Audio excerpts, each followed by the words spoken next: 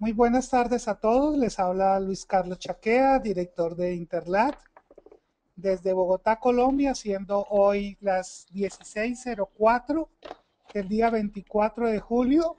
Le doy la bienvenida a todos ustedes que asisten desde diferentes países del mundo, desde diferentes ciudades, como pudimos reportar hace un rato, y a nuestra conferencista invitada, Stephanie Trisotti, a nuestro webinar de diseño de interfaces web.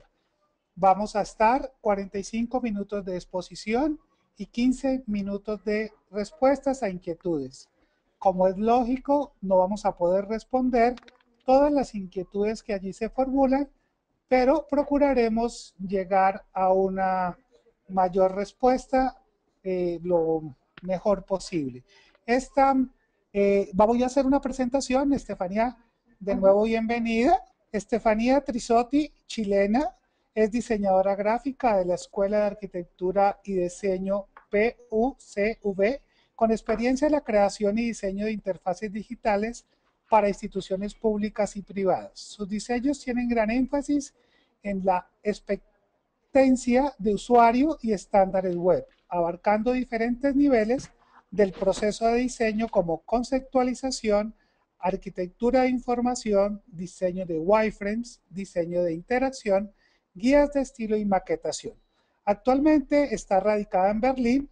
Estefanía diseña para los startups educacionales de Alemania Sofa Tutor. También es encargada del área de diseño y de plataformas y de plataforma Poderopia, startup chilena colaborativa y periodismo. Trabaja en diversos proyectos digitales para Interlat Group y es igualmente docente principal de la Universidad Pontificia Bolivariana, Interlat y CM Latam en la diplomatura Community Management y Comunicación 2.0 que inició el día de ayer en la ciudad de Bogotá por 120 horas y dictará el 5 de agosto el módulo de diseño web y usabilidad. Gracias, Estefanía, de nuevo por estar con nosotros. Te damos la bienvenida y Muchas tienes la gracias. palabra. Muchas gracias por la introducción. No lo podría haber hecho mejor. Vamos, Gracias, Estefanía. bueno, les agradezco a todos. Muchas gracias por estar conectados. Y bueno, como dijo Luis Carlos, lo que vamos a ver hoy serán unos 45 minutos de presentación en el cual veremos un barrido general de términos y bases relativas a la metodología de diseño de interfaces digitales. Como, bueno, no es mucho tiempo el que tenemos, esto nos va a servir de referencia a lo que vamos a profundizar y desarrollar en detalle en un par de semanas en las clases en Bogotá, Medellín y virtual. Bueno, después de estos 45 minutos de presentación, tendremos 15 minutos de conversación para que ustedes realicen preguntas relativas a los temas que voy a exponer, y creo que también podría ser interesante que comenten cuáles son los temas que a ustedes les causan más interés para tenerlo en consideración para el curso. Bueno, comenzamos.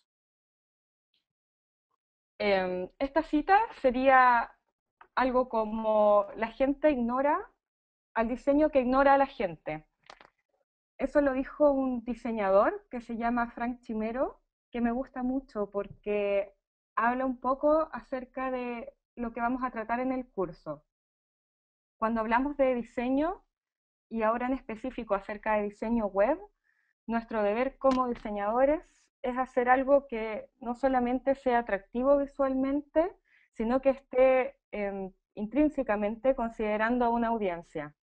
Es decir, cada vez que realizamos un proyecto digital, debemos inmediatamente tener en consideración preguntas como ¿quiénes usarán este sitio? ¿Qué edad tienen? ¿Serán hombres o mujeres? ¿Qué buscan? ¿Dónde viven? ¿Qué ingresos tienen? No sé, etcétera. La lista puede ser, se puede alargar bastante. Y en el fondo, cuando trabajamos en proyectos digitales, no podemos diseñar solamente bajo un criterio de si algo me gusta o no me gusta, o si es bonito o no lo es, sino que el éxito está más bien en ser un puente de comunicación visual efectivo entre lo que se quiere transmitir, siendo uno el cliente o la persona que está construyendo, y lo que cada audiencia o usuario específica necesita. Otro factor previo importante a considerar es que diseñar para web es súper diferente a diseñar para cualquier otro medio, e implica el conocimiento o manejo de diferentes habilidades.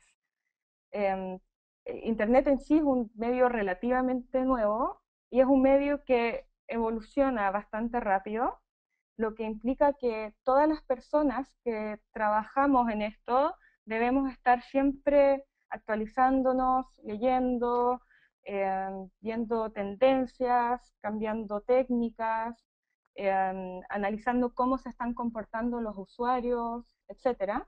Lo que siempre es un reto porque nunca puedes realmente quedarte con lo que ya sabes porque en poco tiempo puede estar obsoleto. Um, Otro factor que considero interesante de la disciplina es que la gente que se ha sentido o que ha sido atraída por este medio viene generalmente de diferentes áreas, como tecnológicas o ingeniería, comerciales, bueno, de diseño, eh, periodistas, etcétera.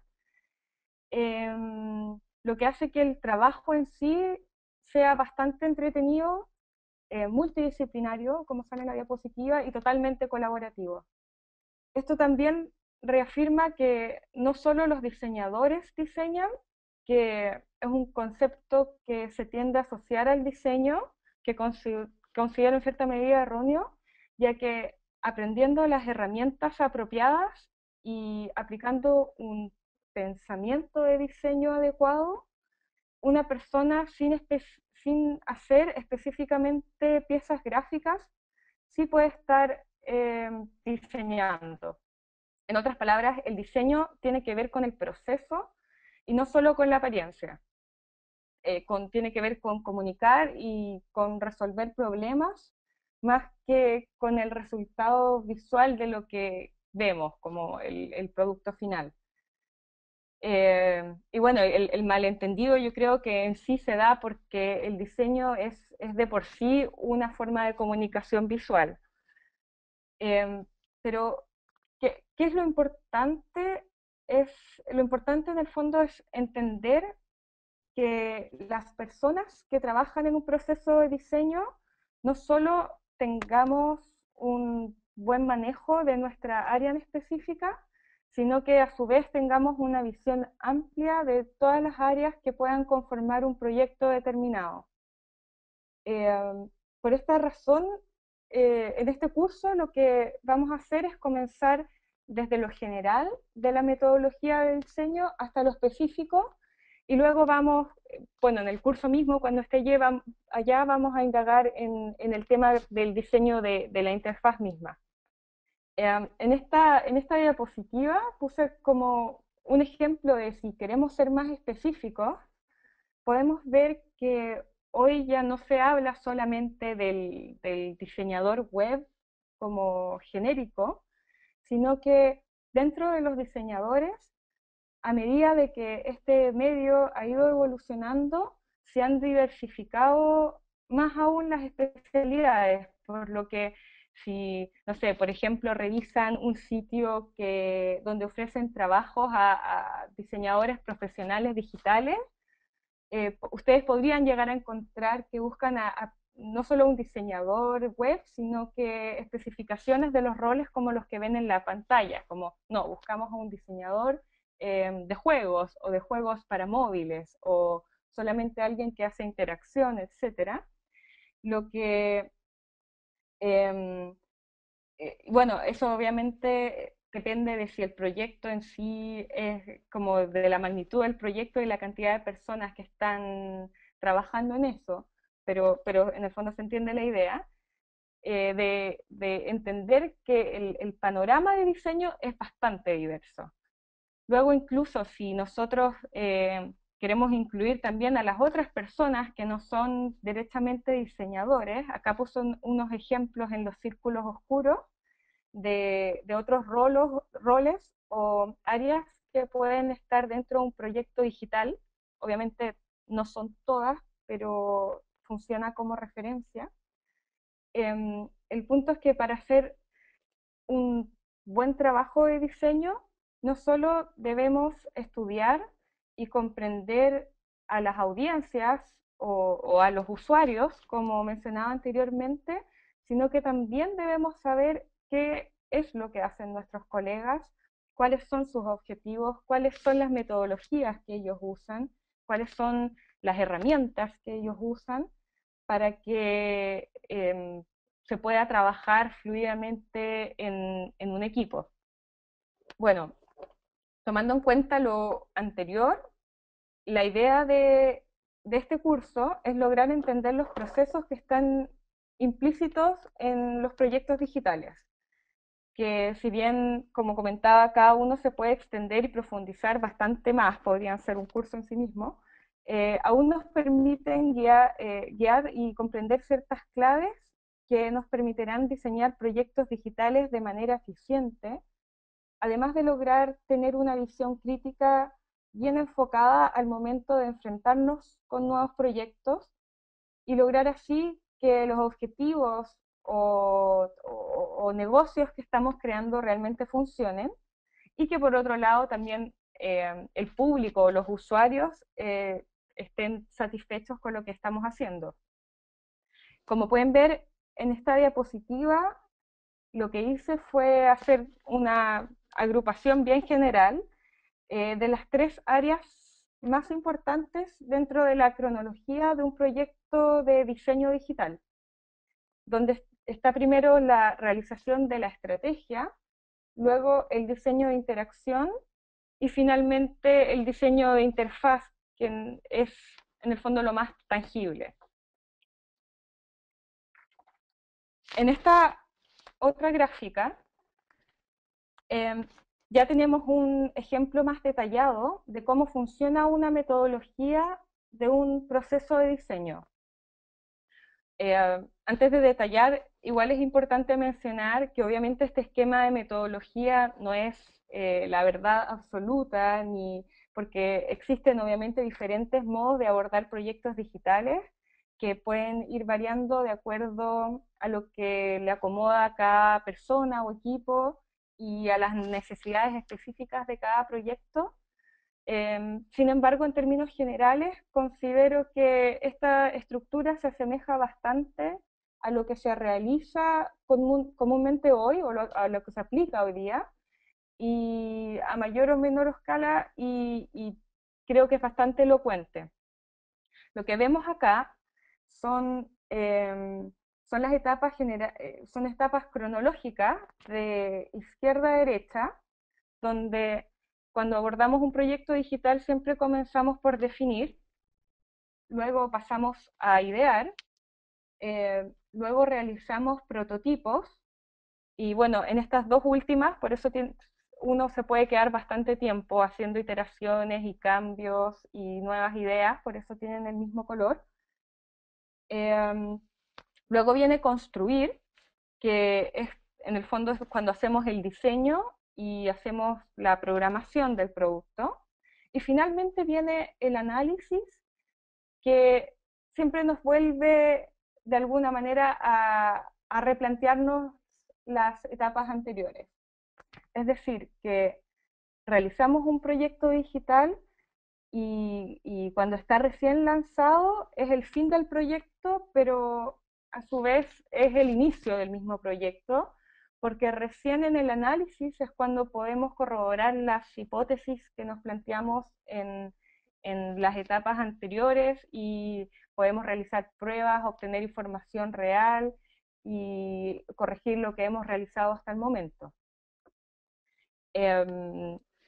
De este diagrama también es importante mencionar que nunca las etapas son tan cerradas o herméticas entre el paso de una a la otra, sino que generalmente ocurre que traslapamos procesos, es decir, que eh, es posible que comencemos a construir antes de finalizar los prototipos o, o a idear antes de definir, etcétera. Por eso se entienden como las flechas que están debajo de los círculos, como que uno siempre puede volver.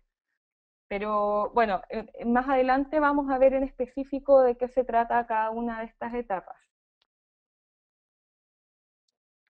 Otro factor importante cuando utilizamos metodologías de diseño es que debemos siempre en un inicio enfrentarnos con ambigüedades y cosas que son impredecibles, sobre todo en las primeras etapas y que siempre van a implicar harto tiempo. Eh, y ocurre que es bastante fácil en esta etapa donde está la incertidumbre generar muchas alternativas y pensar en variaciones, pero luego es bastante difícil escoger las opciones definitivas. Y en el fondo este gráfico habla de eso. Comenzamos con procesos que son bastante inciertos y desordenados, y una vez que tomamos un camino, vamos a seguir siempre adelante con esa dirección, que es cuando ya el diseño ha madurado. Relacionándolo a la metodología que les mostré anteriormente con los 3 círculos, tenemos que, claro que en las estrategias cuando hay como más desorden, luego en el diseño de interacción ya tenemos un poco una idea de cómo se está realizando el producto, y ya cuando estamos en la etapa de implementación debemos tener todos los conceptos definidos. También para abordar proyectos pensados desde el diseño, debemos encontrar un equilibrio entre el pensamiento analítico y el pensamiento intuitivo. Esto es tal como funciona el cerebro humano, como si hablamos del lado derecho y el lado izquierdo.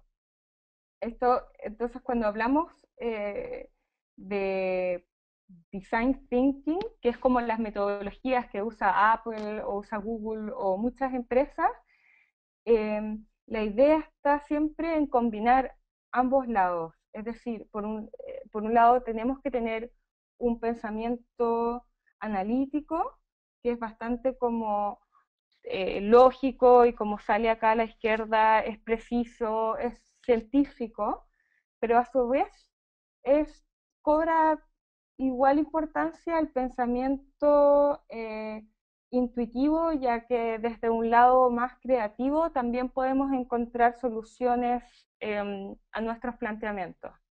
Bueno, vamos a ver a continuación un poco más de qué se trata cada una de las 5 etapas. La primera, que es definir, es un punto crucial para sentar las bases del proyecto. Esto puede comenzar, por ejemplo, si uno está trabajando con un cliente, con un brief o con el requisito principal, o con una idea propia o con el equipo con el que yo estoy trabajando.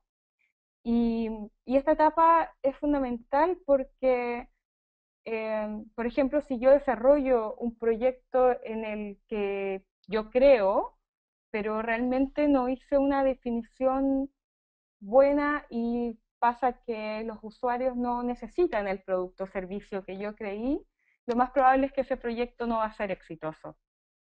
Al final es un hecho que si se realiza una investigación adecuada para definir un producto, usuarios y su posición competitiva, no hay duda de que se comienza con una buena base para continuar con las otras etapas posteriores de diseño. En síntesis, es necesario aclarar en esta etapa definiciones, aspiraciones y objetivos de un proyecto. A continuación voy a mostrar 4 ejemplos de técnicas que se utilizan durante la etapa de definición. La primera sí, bueno, lo podemos llamar como personas o exploración de usuarios, y es una técnica o es un ejercicio que consiste en describir personas, las personas tipos para las cuales estamos diseñando. lo que nos permite hacerlas más presentes. Podemos hablar de un usuario, por ejemplo, él se llama Juan, él usa una aplicación que es la que estoy pensando, esta persona tiene estos intereses, vive en estos lugares, estas son sus aspiraciones, etcétera. Lo que es un ejercicio bastante sencillo que luego va directamente ligado con construir escenarios. Y los escenarios son un método de diseño que ayuda a desarrollar ideas que implican interacciones con múltiples usuarios por un periodo de tiempo. En el fondo, eh, definimos un equipo de personajes que usarán el producto o servicio que estamos desarrollando y luego considera detalles personales de cada uno, identifica momentos claves en que los usuarios van a interactuar con el producto o servicio. ¿Cómo lo hacemos? Bueno, eso depende de cada persona y los recursos y tiempo que tenga cada persona, pero generalmente esto se grafica como un storyboard, es decir, como varias viñetas, como una persona va a hacer la acción, ocupa mi producto y tiene un resultado. Este tipo de definición es bastante útil porque también no solo personificamos para quién estamos diseñando, sino también podemos ponernos de acuerdo como con el equipo que estamos trabajando si es que estamos todos como alineados con la misma idea o no.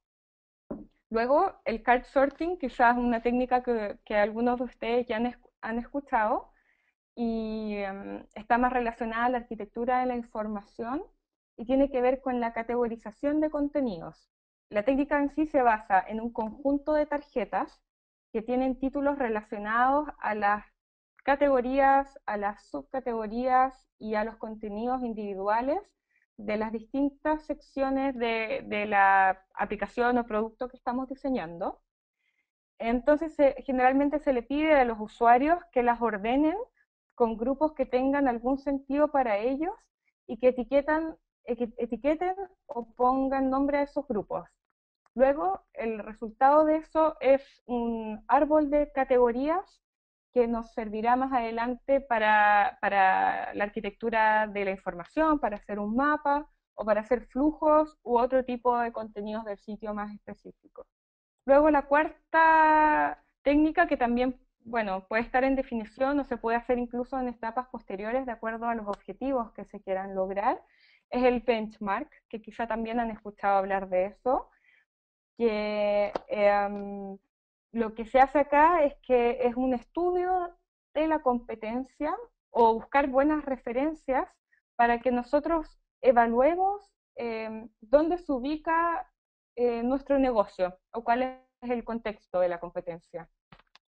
De esta técnica en especial es importante entender que no tiene que ver con ver qué hace la competencia y copiar, sino más bien ver cuáles son las buenas prácticas que están haciendo ellos, evaluar cómo lo hacen y también evaluar nosotros cuáles son los beneficios que podríamos obtener de esto. Bueno, de estas cuatro técnicas que describí también hay más, no son las únicas que existen, pueden haber focus group, pueden haber entrevistas, pueden ser muchas, pero si las aplicamos o no, siempre van a variar de acuerdo a las necesidades y a la magnitud del proyecto que estamos haciendo. Bueno, ahora pasamos a la segunda etapa, que tiene que ver con idear. Entonces, como una vez que ya hicimos toda la etapa anterior de definición, el producto comienza a desarrollarse en la etapa de ideas y conceptos más sólidos. Generalmente en esta etapa es cuando hacemos más bocetos y dibujos rápidos para desarrollar ideas y conceptos que después nos van a servir como esqueletos para los prototipos. De esta etapa también voy a comentar cuatro técnicas que generalmente usamos. La primera sería, bueno, no es una técnica en sí, es como una disciplina, pero tiene que ver con la arquitectura de la información. Es un tema bastante amplio, pero en términos generales, esto tiene que ver con la dimensión el orden y la navegación que tendrán los contenidos. Acá se definen también jerarquías de contenidos desde lo macro hasta lo micro, que después se convertirán en mapas de navegación y wireframes más acabados. En la etapa de ideación también se generan diagramas de flujos y clases que van un poco de la mano con el mapa de navegación anterior, pero que en este caso, más que navegación, lo que describen son interacciones y procesos con el sistema. Son bastante útiles porque no solo nos ayudan a nosotros como diseñadores a entender cómo se comporta el producto, sino también está muy relacionado con lo que los programadores harán mucho más adelante, por lo que con ellos también uno puede ir corroborando cuáles son las cosas posibles, qué no es posible, e incluso ellos podrían adelantar etapas de programación si es que nosotros tenemos esta cosa definida sin todavía haber hecho el diseño para optimizar tiempos. Luego el tercer ejercicio fundamental dentro de la ideación tiene que ver con hacer wireframes de baja intensidad. Como puse en este ejemplo de la diapositiva, es es un ejercicio bastante sencillo porque están hechos así a mano, pero es crucial para la etapa porque por primera vez podemos tener una idea más tangible del producto que estamos construyendo. Eh, Considero en lo personal que es muy importante también comenzar haciendo dibujos o wireframes con los menos recursos posibles, como bien simples, para que no quedemos atrapados en una estructura o una figura muy acabada, porque después nos cuesta mucho salirnos de una idea para poder generar otros conceptos u otras alternativas. Por eso en esta etapa de ideación se mantiene como algo bastante simple. Por último, considero importante que desde esta etapa ya se comience a pensar en la grilla y en la estructura, ya que como temas, por ejemplo, si es que vamos a hacer la aplicación, va a ser responsive o no, o cuántos tipos de aparatos o dispositivos vamos a considerar, cuáles son los anchos, etcétera, para no encontrarnos con este tipo de preguntas en etapas posteriores, ya que también va a incidir bastante en cuáles son los recursos y tiempos que vamos a emplear de acuerdo al tipo de diseño que vamos a hacer. Bueno, pasamos ahora a la tercera etapa, que son los prototipos. Los prototipos de diseño son maquetas de mayor calidad que las ideas seleccionadas, que las ideas que teníamos antes en wireframes. Por lo mismo son mucho más fáciles de entender y podemos validar con mayor certeza con el equipo involucrado si estos prototipos corresponden o no a las necesidades del usuario hemos, que hemos definido anteriormente. Esta etapa también es crucial para el resultado del proyecto, pues en este momento se comienzan a eliminar alternativas y prototipos que no funcionaban bien y vamos avanzando solamente con los cuales que estamos obteniendo resultados positivos, que es como la línea que les mostraba antes, ya es como, ya no hay tanto desorden, sino que, ok, ya sabemos este producto es, o quizá una variación, pero ya hay un mayor grado de certeza. El punto más importante dentro de la etapa de los prototipos es iterar bastante, es decir, hacer propuestas, corroborar, cambiar, ir probando versiones. En el fondo no basta solamente con hacer un prototipo o hacer dos versiones con un cambio mínimo y luego seleccionar uno y continuar, sino más bien cuestionarse desde lo general hasta los detalles si es que esto está funcionando o no. Por ejemplo, eh, yo creo que sirve bastante imaginar varios escenarios de usos, probar más versiones, afinar, descartar, etcétera. eh, etcétera. Sí. Y bueno, y por esta razón, en esta etapa de prototipos se aconseja que no pasemos como que se aconseja que sí usemos los prototipos y no pasemos desde la ideación directamente a los estilos, porque como a pesar de que son prototipos que ya están más avanzados, todavía tenemos como un margen de cambio y todavía no estamos como aplicando tanto tiempo en cambiarlos, por lo tanto disminuimos la cantidad al disminuir la cantidad de tiempo que invertimos en hacer prototipos, podemos originar también más versiones y asegurarnos de que el resultado va a ser mejor, ya que probamos más versiones simplemente. Otra característica fundamental de los prototipos, como decía, es que ellos no tienen elementos gráficos emocionales, como lo podrían ser colores o tipografías o fotografías, etcétera, que automáticamente te dan una impresión o te dan un prejuicio, para que nosotros nos enfoquemos mejor en temas más importantes como las jerarquías, los contenidos o las interacciones, y no tanto en cosas, en opiniones subjetivas de estilos emocionales que se tienen que ver en etapas posteriores. Esto es bastante útil, sobre todo cuando uno trabaja con clientes, porque si uno pasa directamente a diseñar algo y le pones rojo y una foto, lo más probable es que la conversación se centre en si la foto me gusta o no, o si podemos poner el logo más a la izquierda o a la derecha, etcétera. Por ejemplo, acá puse un ejemplo de un wireframe de alta intensidad. Claro, si lo comparamos con el otro dibujado de la diapositiva anterior, se nota que está mucho más acabado, ya tenemos claro los contenidos, ya tenemos bastante clara cuál es la grilla, eh, tenemos clara incluso cómo son las interacciones, hay una serie de cosas que ya están acabadas, pero aún hay muchas cosas de interfaz que no están trabajadas y que se pueden aplicar en etapas posteriores. Otro tema importante durante la etapa de los prototipos es realizar los contenidos. ¿Por qué? Porque generalmente siempre los contenidos van al final y siempre estamos diseñando con el lorem ipsum y con contenido simulado, pero una vez que tenemos contenido real, eh, cambia bastante los diseños y podemos incluso llegar a hacer cambios de grilla, dependiendo si es que son, eh, si son extensos los textos o son menos, o cómo son los títulos, cuántas líneas considero, ese tipo de detalles.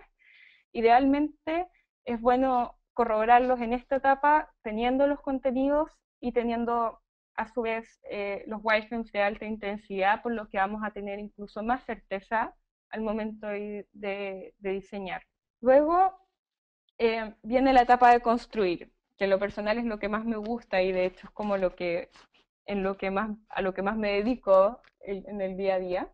Esta etapa es cuando, bueno, tomamos toda la información y el feedback que realizamos en la etapa de prototipos y definiciones previas, y es cuando comenzamos a realizar propuestas ya formales de diseño.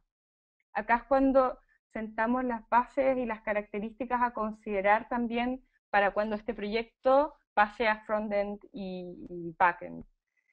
Aún, aún en esta etapa se consideran iteraciones, es como casi imposible no hacerlas, hasta que lleguemos al producto final. Sin embargo, la idea es que sean lo menos posible, o como solamente cambios de cosas pequeñas y no fundamentales. Acá también comenzamos a proponer aspectos más emocionales del diseño y a impregnar una dirección de arte que sea coherente con el producto o la marca. En esta etapa se vuelve muy claro también cuál es el producto que obtendremos, cuáles son las funcionalidades, y por esta razón es como el último momento que tenemos para realizar como los últimos cambios antes de que esto se esté programando. Algunas de las características importantes que vamos viendo durante la etapa de diseño, de construcción, es, por ejemplo, el primero partir con lo que llaman a veces como el look and feel, que tiene que ver con el estilo que queremos impregnar y, y cómo queremos que el producto sea percibido. Eso tiene que ver como con muchos factores como emocionales y siempre hay muchos conceptos asociados que como queremos que se vea joven o fresco, o es como elegante, o es lúdico, o es moderno. Hay técnicas como para como comenzar a moldear esto, o incluso puede que la marca ya existe y uno tiene que saber cómo entenderla y lograr impregnar esos mismos conceptos en la interfaz. En el fondo el look and feel es como la combinación de todo, tiene que ver con la fotografía, tiene que ver, es como la combinación de los colores, de las tipografías, de todo lo que estamos haciendo, incluso los espacios en blancos de la interfaz. Luego el segundo tema importante tiene que ver con los colores. Son bastante relevantes porque si es que no hay colores como predeterminados para la marca que estamos diseñando, nosotros también tenemos que lograr hacer una paleta que sea coherente con el producto, tenemos que lograr reconocer cuáles son los colores principales, cuáles son los colores alternativos, cuáles son los colores que vamos a usar para acciones importantes, eh, si es que los colores funcionan, si es que hay contraste. Bueno, ahí hay todo un tema que también vamos a profundizar más adelante en el curso. Otro factor importante tiene que ver con la iconografía. Es bastante, por un tema de espacio, casi siempre se usan iconografías y muchas veces en los proyectos tenemos que pensar en hacer familias de iconos, tenemos que ver si la metáfora está funcionando bien, tenemos que ver si la estética se acomoda a lo que estamos diseñando, pueden ser incluso como ilustraciones y bueno, es todo un mundo que también vamos a revisar más adelante.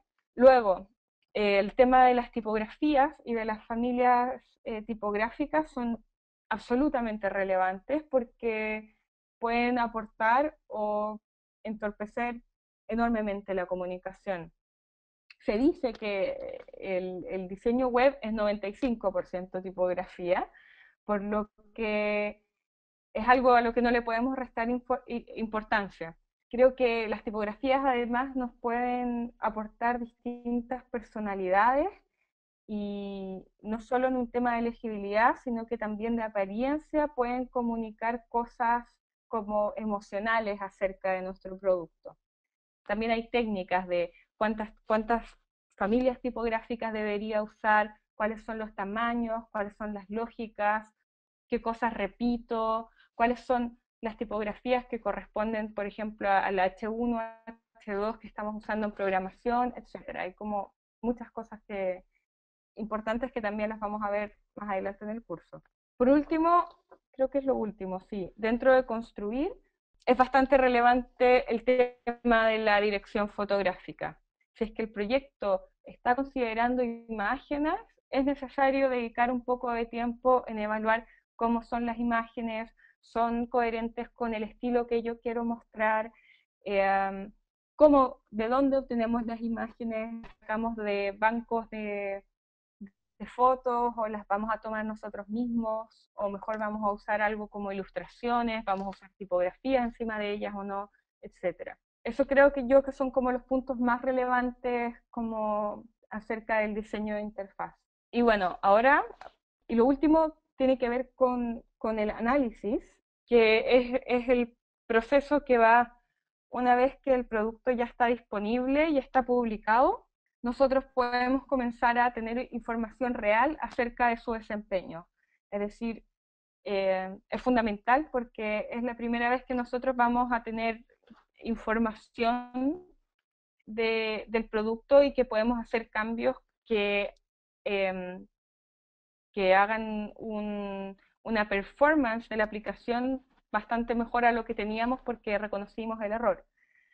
Dentro de los análisis en sí hay varios tipos de metodologías y de herramientas eh, para medir diferentes aspectos del producto, pero sin embargo en este curso no nos vamos a detener tanto en estas etapas, ya que son generalmente otras disciplinas las que profundizan en estos temas, Sin embargo, es importante reconocerlas y entender cómo funcionan, ya que así podemos responder con diseños más precisos a las mejoras que se deben realizar después del análisis. Algunas de las técnicas de análisis que se usan es, bueno, la medición. Yo creo que quizás eso ya lo conocen, que tiene que ver con cuál es efectivo en nuestro sitio, que podemos ver cómo funcionan los clics, cómo el número de visitas, de dónde vienen, cómo van las ventas, etcétera. Luego también podemos hacer test heurísticos, que tiene que ver con el mundo de la usabilidad, que es cuando evaluadores especializados eh, revisan nuestro producto bajo ciertos criterios para detectar problemas y luego dan un análisis para que nosotros hagamos mejoras. Luego hay otro que me gusta mucho que se llama A/B test, que tiene que ver cuando tú quieres testear una cosa muy específica. Por ejemplo, en esta pantalla tenemos llamados de acción en una página de inicio, digamos, y probamos si es que el botón tiene una mejor performance cuando le cambiamos el color o no. Entonces lo que se hace es lanzar dos versiones aleatorias y se van midiendo cómo van funcionando los clics en cada una de las versiones. Como es un aspecto muy específico el que se está cambiando, podemos saber que efectivamente, por ejemplo, si es que le dimos más contraste al botón del llamado de acción, ese fue el error de por qué no estábamos teniendo tantos clics para una cosa en específica, estoy dando un ejemplo. Y esto es como invisible para los usuarios porque tú nunca sabes que están haciendo un test, simplemente te aparece una versión o te aparece la otra, pero con cambios muy chicos. Esto funciona generalmente para plataformas grandes, estamos hablando de Amazon o no sé, como plataformas que cambios así pequeños pueden tener implicancias bastante grandes. Y bueno, otra técnica de análisis es el eye tracking, que consiste en una evaluación eh, donde se revisa dónde el usuario está fijando la mirada. En el fondo es con un monitor que tiene una cámara que te lee la pupila y va leyendo el recorrido que tú estás haciendo sobre la pantalla. Por lo tanto, puede ver cuánto tiempo una persona se está deteniendo en ciertos contenidos y te puede generar con esa información un mapa de calor, donde, por ejemplo, acá donde está en rojo es donde la persona se quedó más tiempo mirando. Y con eso podemos ver, eso se usa bastante para periódicos online o, bueno, ese tipo de plataformas donde es bastante relevante ver si las personas están leyendo los titulares, etcétera. Para cerrar, ¿por qué es importante un método de diseño? Considero que es importante aplicar metodología de diseño cuando hacemos interfaces, primero porque podemos crear, es mucho más probable que hagamos un producto exitoso y que sea sustentable en el tiempo. Segundo, nos permite mantenernos enfocados en un objetivo específico. Tercero, podemos optimizar tiempos. Y cuarto, considero que los métodos son bastante flexibles a las necesidades de cada proyecto. Por lo tanto, no es necesario hacerlos todos, solamente podemos escoger los específicos de acuerdo a lo que nosotros queremos comunicar. Bueno, ahora, antes de terminar, volviendo a la metodología del proceso que les mostré, de diseño que les mostré en un inicio, me gustaría como dar, hacer un énfasis en que idear, realizar prototipos y construir son como las etapas donde los diseñadores estamos más presentes, por lo tanto el curso va a estar orientado en profundizar mucho más acerca de esos temas, cómo ideamos, cómo hacemos los prototipos y sobre todo cómo construimos los sitios web o aplicaciones o lo que sea. Bueno, creo que estamos ahora en los 45 minutos, sí. Bien, Así que bueno, muchas gracias. a ti, Estefanía, muchísimas gracias por compartir tu conocimiento con nosotros. Tenemos varias Uh -huh, preguntas. Te voy a empezar a leer. La primera nos la hace Willington Roa. uh ¿Qué -huh. herramientas gratuitas existen para la creación de proyectos web? Lo que pasa es que depende, la pregunta es bastante amplia porque depende a qué se refiere con la creación de sitios web. Puede ser para hacer wireframes o una plataforma misma donde uno monta el sitio o para hacer card sorting, no sé muy Willington, bien si nos cómo puede, responderlo, sí. pero por lo menos puedo decir que las etapas primeras, como definición, idear o incluso como realizar prototipos, son muchas cosas que se pueden hacer con papel y lápiz. A mí me gusta, yo creo que eso es como lo que funciona mejor, que es como en una mesa con gente y como salirse un poco del computador mismo. Y una vez que ya tenemos una idea sólida de lo que estamos haciendo, hay varias herramientas, si es que queremos hablar como de diseñar. Generalmente, si tú te dedicas a diseñar, yo uso Fireworks de Adobe y eh, la mayoría de mis colegas usan también ese programa, pero en el fondo tienes que usar varias cosas, o sea, puede ser Fireworks, pero también tienes que usar Illustrator si es que estás haciendo ilustraciones, tienes que usar Photoshop para editar las imágenes, pueden ser como, bueno, esas no son como gratuitas, pero para diseñar tendrían que ser esas. Podemos dejarlo si quieren como pendientes, como para el curso, para un par de semanas más, y puedo como darles como recomendaciones de aplicaciones y cosas gratuitas que se usan, pero necesitaría primero saber para realizar qué en específico, para poder responder bien. Ok, Estefania, gracias. Otra pregunta de Albenis Cudín dice, ¿qué técnicas usa para determinar la tipografía? Yo para determinar una tipografía depende de cada proyecto. Si yo estoy diseñando para un cliente que tiene una marca, digamos, estoy diseñando para Chevrolet, por ejemplo, ellos ya tienen tipografías corporativas, por lo tanto, cuando yo diseño para Fue web, culpa nuestra, ¿no? si estamos diseñando para una marca que ya tiene una identidad construida, tenemos que responder a las, a las tipografías que ellos usan.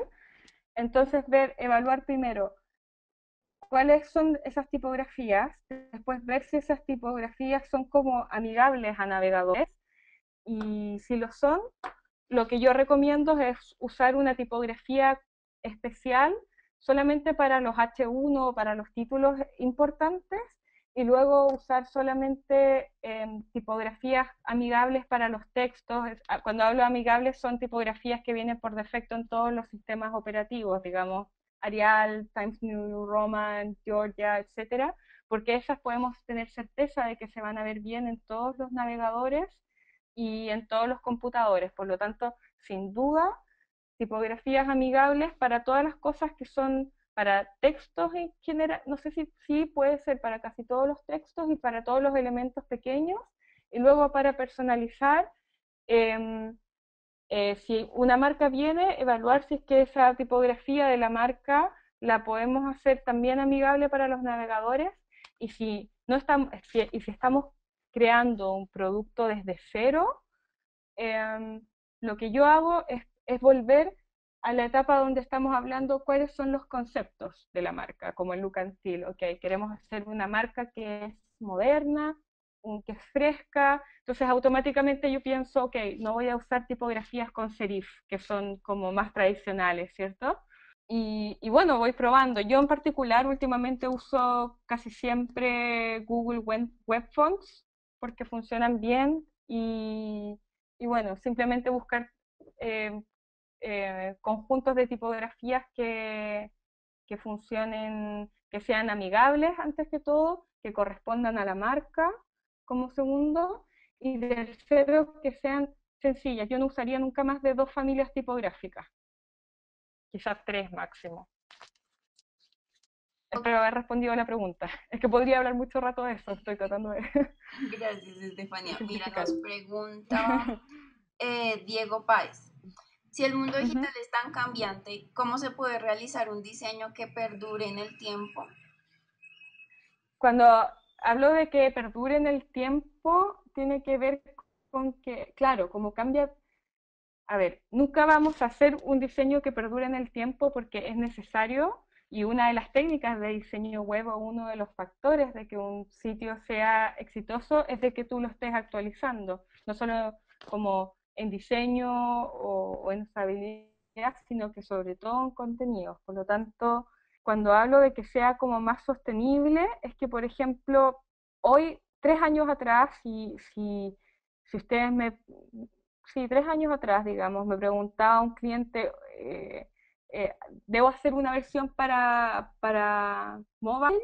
Yo quizá le hubiese dicho, no sé, depende de tu producto o mm, no era algo como tan fundamental, pero hoy tienes que estar actualizado porque ya sabes que en tan poco tiempo cambió tanto la escena y es tan fundamental que tú seas como, hagas como responsive y que lo que tú estés haciendo se vea en diferentes plataformas que si no te actualizaste a saber cómo hacer grillas flexibles ya y sigues como diseñando como 2 años atrás, eso sí que ya no va a ser sustentable porque no te va a funcionar para 2 años más. Por lo tanto, la idea de estar actualizado es, es lograr entender que la dirección de lo digital va hacia un lado, uno seguir con eso y a medida que van cambiando, que van ocurriendo nuevas cosas, tú vayas haciendo como esos ajustes, pero, pero que no es como un rediseño completo porque lo que tienes ya no te sirve para nada, sino que son simplemente como fixes y eso no tiene que ver solamente con el diseño, sino también con el código, con hacer un código libre, o sea, como un código limpio y que pueda durar por más tiempo. Gracias, Estefanía. Otra pregunta es de Jefferson García. Dice, ¿este tipo de metodología solo se puede aplicar a la creación de plataformas o sitios web, pero algunos aspectos se pueden aplicar a las redes sociales o CMS? Yo creo que es que depende, porque también es amplia la pregunta, depende qué es lo que se quiere. Yo creo que antes que todo el tema de redes sociales, si bien es como un medio de comunicación para los productos que hacemos de diseño web, es de por sí, es como otro mundo, porque tiene que ver con el compartir con los usuarios y sobre todo porque estás, tú no estás haciendo un producto, sino que estás usando un producto. Tú estás usando Facebook, estás usando Twitter, estás haciendo y estás viendo formas de comunicar eso, por lo tanto no veo dentro de eso cómo usar ideación o cosas así porque no estás haciendo un producto. Eh, lo que sí de todas maneras puedes hacer son como rescatar ciertas cosas de una metodología de diseño, como decir, bueno, testeemos cierto tipo de gráficas, en cómo se comporta cierto tipo de gráficas cuando las publicamos en Facebook, por dar un ejemplo. Bueno, no tuvo una buena performance, ok, busquemos otra, y sobre todo en el área como del diseño específico, sí podemos, hay como bases de diseño que vamos a ver más adelante que tienen que ver con el contraste, con el color, con cosas muy específicas y esas cosas de metodologías muy específicas del diseño sí podrían tener incidencia en redes para cuando hablamos de que estamos usando piezas gráficas para comunicar. Pero el resto no lo sé. Sin embargo, este como design thinking, nosotros es, como yo lo expliqué, está moldeado para realizar diseños web, pero también puede servir para cuando es súper genérico a su vez, como yo diseño muebles, sillas, y yo también puedo seguir como ciertas estructuras o ciertas metodologías para llegar a un resultado eh, parecidas a las que mencioné. Tenemos muchas preguntas, pero pues el tiempo se nos está cortando. Voy a leer Ah, qué lástima. una Uh de -huh. César Luis Peña. Dice, ¿cómo conceptualizar un diseño de un sitio web cuando necesitas mostrar muchos servicios específicos? A mí se me ocurre un poco como lo que yo trabajo ahora. Yo trabajo en una plataforma educacional y lo que hacemos es prestar 4 tipos de servicios que son bastante diferentes entre sí. Son, es hacer videos, es tener test educacionales, eh, ¿cómo le dicen? es como horas de estudio, como que uno se conecta y uno tiene un profesor al otro lado en línea. Y lo cuarto es tener un chat que también tiene con profesores. Son 4 servicios y lo que pregunta ella me parece como bastante acertado, porque nuestro gran problema, o como lo que siempre hablamos cuando diseñamos, es cómo podemos explicarle a la gente que tenemos 4 servicios que son muy diferentes y que incluso cuando tú quieres pagar por uno, eh, no todos los paquetes de precios son iguales, entonces es como súper complejo. Entonces, eh, bueno, a mí me gustaría hablar más con ella como para saber bien cómo es la pregunta, pero respondiendo en términos generales, creo que lo relevante es primero entender muy bien los servicios, porque no sé si los servicios que ella habla están ya pensados o si se quieren hacer.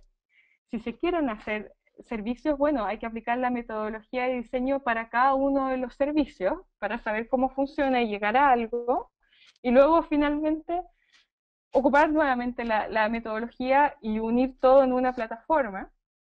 Y si los servicios están ya pensados, lo importante sería eh, pensar y comenzar a distinguir lo específico. Hay alguno que sea más importante que otro, hay alguno que tenga más competencia que otro, hay alguno que nos interese vender más o que nos hace más característico. Y ese tipo de pistas nos puede llevar a decir, ok, designamos un área grande para mostrar esto, o le vamos a dar más acento en redes sociales a este tipo de servicio, etcétera. Estefanía, Ujú. muchas gracias. La verdad, pues hay mucho tema Sí, y sí, y ojalá uno pudiera responder en 15 minutos tantas sí, es inquietudes. cierto. Este es un abrebocas de nuestro curso intensivo, parte de la Ujú. diplomatura, en el cual tú estarás el 5 de agosto. Entonces, no me resta más que agradecerte, Estefanía, ya desearte una buena noche, que te estamos haciendo trasnochar, Está bien, y está bien. esperarte muy pronto aquí en Colombia para que en 12 horas, aunque es poco, tú llevas muchos años trabajando en ello, pero, pero es lo que estamos haciendo para empezar a formar a toda nuestra comunidad latinoamericana de community manager y social media managers en temas como este de diseño web y usabilidad. Mil gracias, Ujú. Estefanía. Muchas gracias Te por la esperamos. invitación. Muchas gracias a todos por estar conectados y bueno, tengo muchas ganas de ir allá y poder verlos en persona y escuchar las preguntas y hacer diálogos, porque ahí es donde pueden aparecer como harta información rica. Así que muchas gracias. A ti, Estefanía, mil gracias.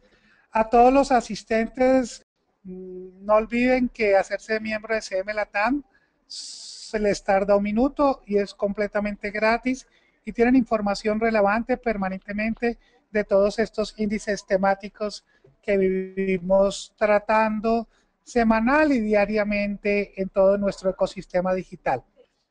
Muchas gracias luego a todos por estar presentes en nombre de la Universidad Pontificia Bolivariana, Interlat y CM Latam. Muchas gracias, que tengan una feliz tarde noche en algunos países, y hasta pronto. Les habló Luis Carlos Chaquea.